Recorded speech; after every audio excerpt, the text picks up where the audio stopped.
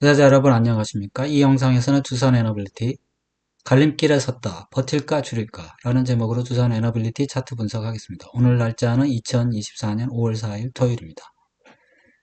두산 에너빌리티가 급락을 했었어요. 했다가 지금 버텨서 이제 반등이 나왔거든요. 근데 반등이 사실 지금 저항을 느끼고 있어요.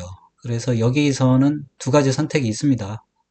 뭐 계속 버텨보든지 아니면 조금 줄이든지 뭐 이런 방법이 있는데 어떻게 해야 될지 한번 알아보겠습니다.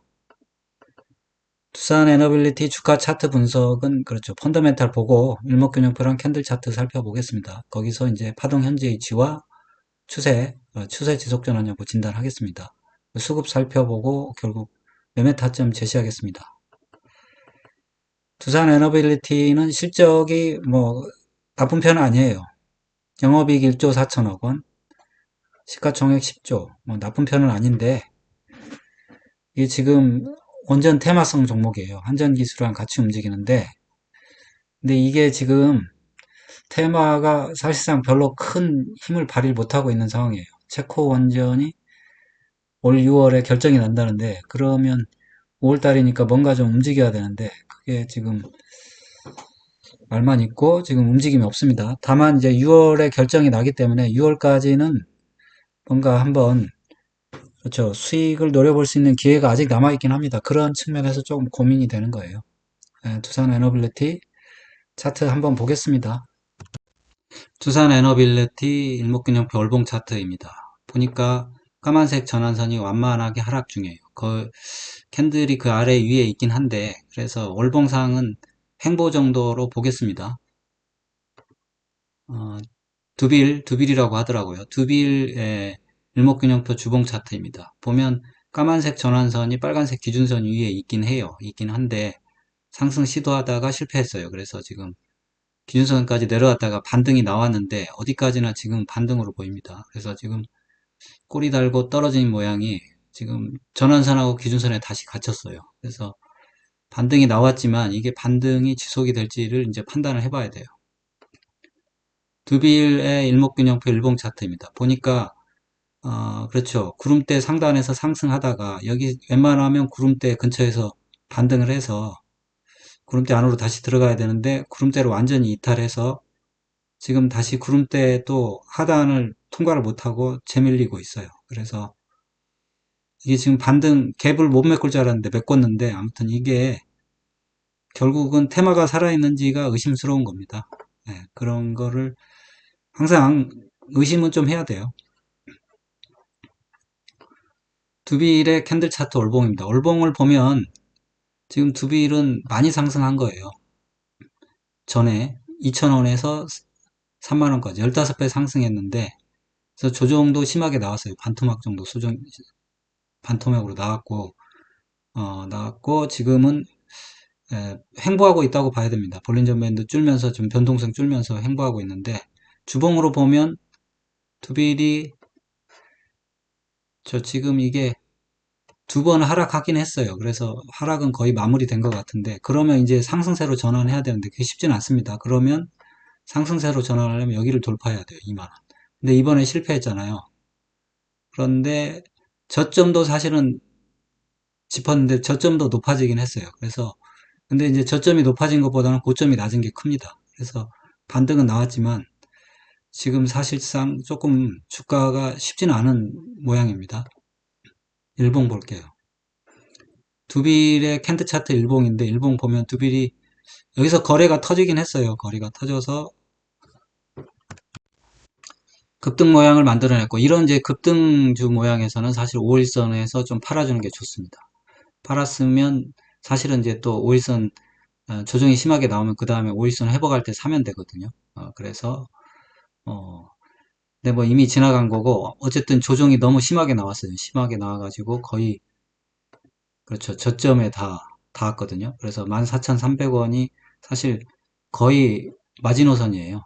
그래서 이 주식은 14,300원 깨지면 비중 축소를 해야 됩니다. 그런 차원에서 지금까지는 보유를 말씀드렸는데 지난번부터는 약간 비중 축소를 말씀드리고 있어요. 이게 지금 여기도 비파 고점인데 비파 고점을 돌파를 못했어요. 조그만 거의 고점인데 이 하락 파동의 중간 고점인데 이거를 돌파를 해야 돼요. 17,000원. 근데 돌파를 못해서 밀렸어요. 밀려가지고 그러면 그렇죠. 단기적으로 아무튼 조정은 나올 겁니다. 그래서 일단은 손실이 크지 않다면 여기서 줄일 수 있는 비중 축소하실 분은 하는 게 좋습니다. 왜냐하면 다시 조정이 나오고 재차 반등이 나오겠지만 그게 보장이 없어요. 이제 보장이 없고 지금 5월인데 6월 달에 뭔가 이벤트가 있는데 그때까지 이게 살아있을지 모르겠어요. 그래서 비중 다 들고 갈 필요는 없잖아요. 조금만 먹으면 되는 겁니다. 욕심은 금물입니다.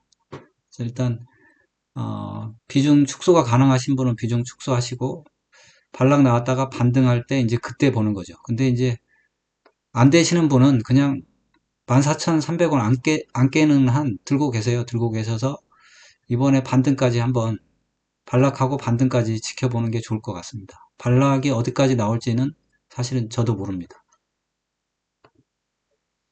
저 한번 볼게요. 지표를 보면 LRS는 아직 올라오지 않고 있어요. 근데 이제 RSI는 반등이 나왔어요. MACD 오실레이터 살짝 반등 나오고 있거든. 주봉상 반등은 나오고 있어요. 일봉을 보면 그렇죠. LRS가 꺾였어요. 올라가다가 살짝 꺾였고 아직은 올라가고 있긴 하지만 꺾인 겁니다. RSI도 아직 데드크로스는 안 났어요. MACD 오실레이터가 멈췄어요. 그래서 지금 주가가 멈춰 있는 상태입니다. 그러면 재차 상승 시도를 하든지 아니면 밀리든지 할 거예요. 그럴 때 지금은 밀리는 걸 약간 생각해서 비중 축소인데 뭐 아무튼 여기서 멈췄다가 다시 갈 수도 있습니다. 스토캐스틱 주봉을 볼게요. 주봉은 반등이라고 말하고 있어요. 주봉은 반등이라고 말하고 있는데 일봉은 지금 하나가 데드크로스가 났어요. 단기가 데드크로스가 나서 조정은 나오고 있어요. 근데 조정이 심하게 나오지는 않을 것 같아요. 결국 11선 근처에서 멈출 것 같으니까 오케이. 한번 지금 수급도 괜찮은 편이거든요. 외국인이 그렇게 팔고 있지는 않으니까 기관도 좀 사고 있어. 그래서 수급도 뭐 그렇게 나쁜 편은 아닙니다. 그래서 결론적으로는 그렇죠. 이게 너무 주식이 많고 뭐 좀 팔만하다 그러면 조금 비중 축소하는 게 좋은데 지금은 기다려주는 것도 방법입니다. 그래서 반락하고 다시 반등이 한 번 더 나올 거거든요. 그때 한번 그때 좀 생각해 보는 것도 방법이에요. 근데 이게 지금 어쨌든 17,000원을 돌파해야 뭔가 좀 좋은 모습을 보일 땐 바로 돌파하기는 어려울 수가 있습니다. 예, 그렇게 말씀드리고 여기 그렇더라도 혹시라도 14,300원 이탈하게 되면 이거는 비중을 줄여야 됩니다. 이렇게 말씀드립니다. 매수 타점 그렇죠. 17,000원 돌파할 때 매수도 할 수 있어요. 17,000원 돌파할 때 매수도 할 수 있고 그때는 손절 라인을 여기 지지선을 잡아야 돼요. 단기적으로 접근하시는 분은 이렇게 하는 거고 지금은 거의 들고 계신 분 상대로 말씀드리는 거니까 비중을 좀 축소할 수는 있다. 일부 비중을 축소하고 양쪽을 보는 거죠. 그래서 조정받으면 그렇죠. 조정받으면 그때 이제 다시 비중을 늘리든지 아니면 그냥 비중 축소한 상태로 반등을 또 보든지 뭐 이렇게 하는 것도 방법이 되겠습니다. 그래서 주봉 보면 아무튼 그렇죠. 지금 썩 모양이 좋진 않아요. 이번 주에 밀린 게 안 좋네요. 밀린 게 안 좋은데 뭐 어쩔 수 없어요. 이게 한없이 반등할 수는 없으니까 볼린저 밴드까지 딱 갔어야 되는데 거기까지 가지 못한 것도 좀 아쉽습니다. 자, 이 정도로 마치겠습니다. 여러분의 응원이 영상 제작에 큰 힘이 됩니다. 좋아요, 구독, 알림 설정 꼭 좀 부탁드립니다. 감사합니다. 편안한 하루 되세요. 본 동영상은 투자 권유 동영상이 아닙니다. 모든 투자의 책임은 투자자 본인에 있으니 투자는 각자 개인의 판단하에 투자하시고 본 동영상은 참고만 하십시오.